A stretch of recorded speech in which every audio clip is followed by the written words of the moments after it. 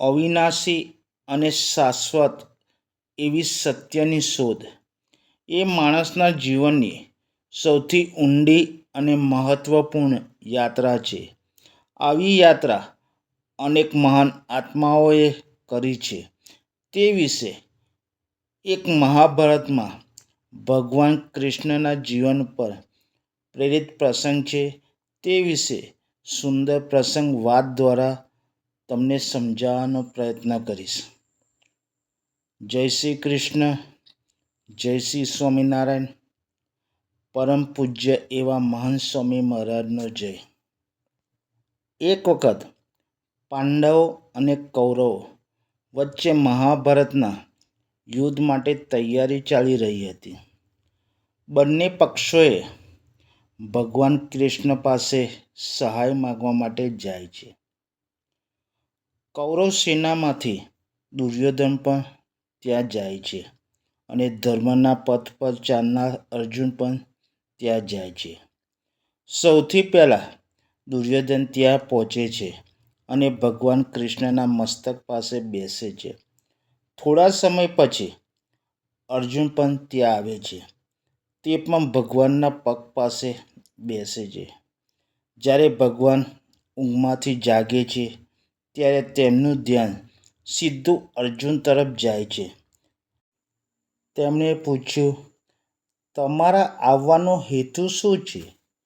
ત્યારે દુર્યોધન બોલ્યો, હું પહેલો આવ્યો છું એટલે પહેલો અધિકાર મારો છે. ત્યારે ભગવાન હસીને કહે છે, મારે તો બંનેની સહાય કરવાની છે, પણ હું બે ભાગમાં વિભાજિત છું. એક બાજુ છે મારી વિશાળ નારાયણ સેના અને બીજી બાજુ હું નિષ્ક્રિય અને નિષ્પક્ષ કોઈ પણ શસ્ત્ર નહીં ઉઠાવીશ. આ શબ્દ બંનેને કહે છે. આ પ્રસંગમાં અર્જુને ભગવાન શ્રી કૃષ્ણની પસંદગી કરી હતી.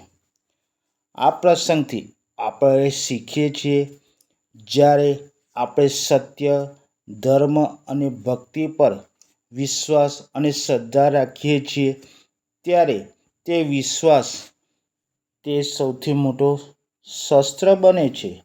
અને સત્યનો માર્ગ પણ એટલો સહેલો હોતો નથી, પણ તે આપણને અંતિમ વિજય સુધી પહોંચાડે છે. આ સફર સરળ નથી. ઘણા પડકારો પણ આવશે, ઘણું ગુમાવવું પણ પડશે, પણ જ્યારે સત્ય મળશે ત્યારે જીવન શાંતિમય તમારું બની જાય છે. સમજવું સરળ નથી. સત્ય કોઈ અંત નથી, એ તો એક યાત્રા છે. આજે શરૂ કરો આ યાત્રા. તમારા અંદર સત્ય તરફ જવાનો રસ્તો મળશે. તમારા જીવનની જીત થશે.